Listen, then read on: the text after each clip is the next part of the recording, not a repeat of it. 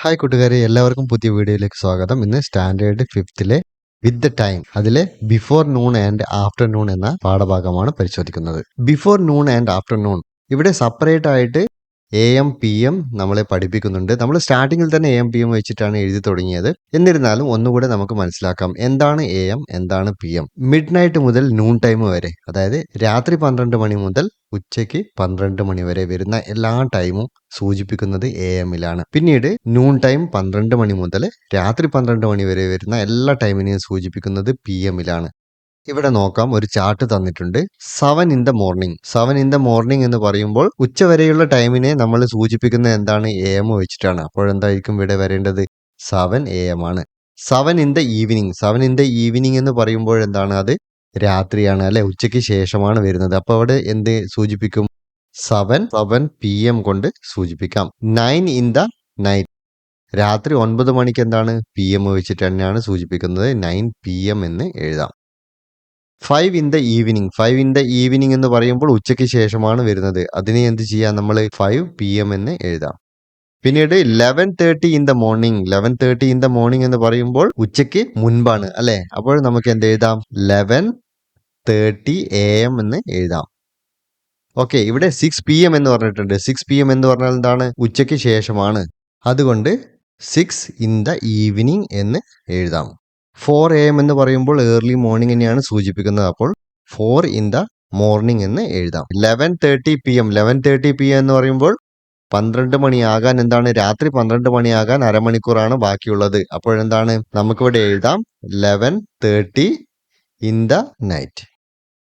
A M P M base ചെയ്തുകൊണ്ട് ഇവിടെ 2 ക്വസ്റ്റ്യനുകൾ തന്നിട്ടുണ്ട്. അതൊന്ന് വായിച്ചു നോക്കാം.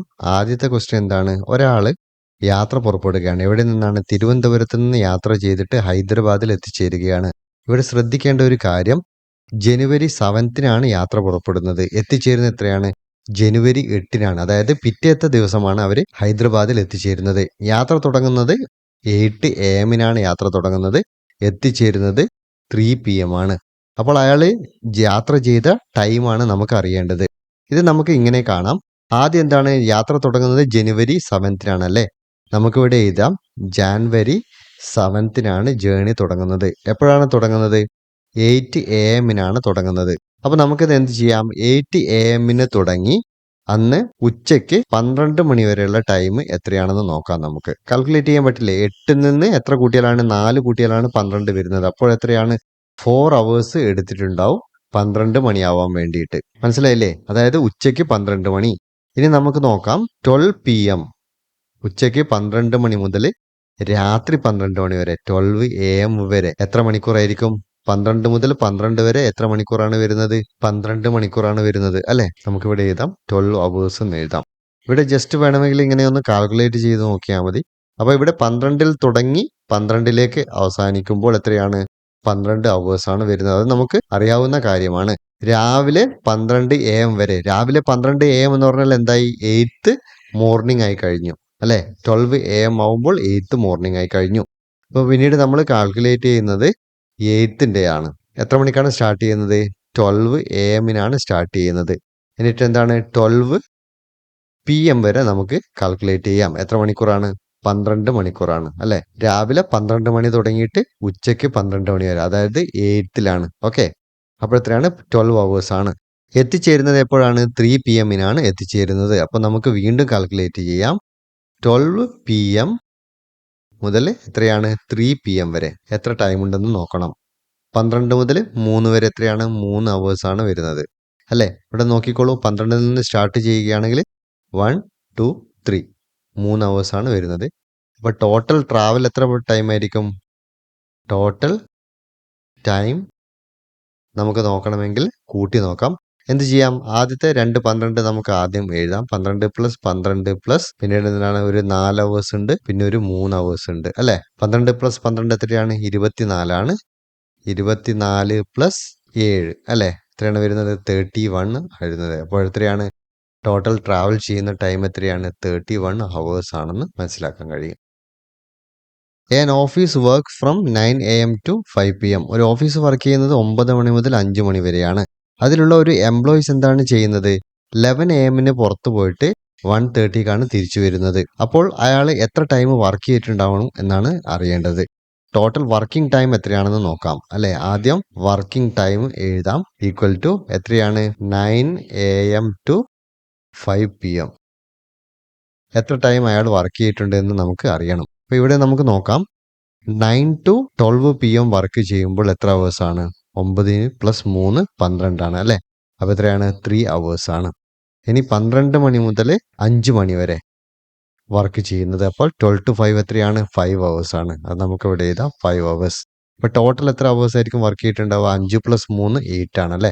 8 അവേഴ്സ് ആണ് അയാളെ വർക്കിംഗ് ടൈം. അടുത്തായിട്ട് കണ്ടുപിടിക്കേണ്ടത് എന്താണ്? ഇയാൾ പുറത്തു പോയ ടൈമാണ്. എത്ര ടൈമാണ് അയാൾ ഓഫ് ഡ്യൂട്ടിയിൽ ഉണ്ടായിരുന്നെന്ന് കണ്ടുപിടിക്കണം. നമുക്ക് നോക്കാം. ഓഫ് ഡ്യൂട്ടി എത്രയാണ് അല്ലേ. ഓഫ് ഡ്യൂട്ടി ടൈം എത്രയാണ് നമുക്ക് കണ്ടുപിടിക്കേണ്ടത്. എത്രയാണ്? 11 AM പുറത്തു പോയത്. തിരിച്ചു വന്നത് എത്രയാണ്? 1:30 PM തിരിച്ചു വന്നത്. സൈഡിലായിട്ട് കാൽക്കുലേറ്റ് ചെയ്ത് നോക്കാം. 11 AM മുതൽ 12 PM വരെ എത്ര അവേഴ്സ് ആണ്? 11 + 1 ആണ് 12 വരുന്നത് അല്ലേ. 1 അവർ ആണ്.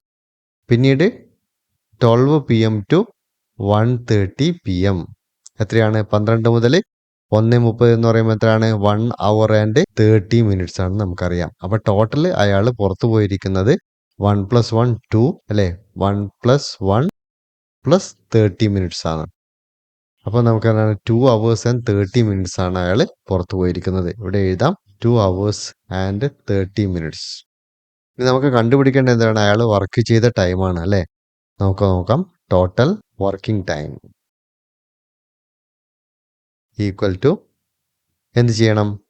8 അവേഴ്സിൽ നിന്ന് 2 hours and 30 minutes എന്ത് ചെയ്യണം? മൈനസ് ചെയ്യണം. ഇവിടെ നമുക്ക് എന്ത് ചെയ്യാം? ആദ്യം ഇത് ചെയ്യാം. 8 അവേഴ്സിൽ നിന്ന് 2 hours കുറച്ച് കഴിഞ്ഞാൽ എത്രയാണ്? 8ൽ നിന്ന് 2 പോയി കഴിഞ്ഞാൽ 6 ആണ് അല്ലേ.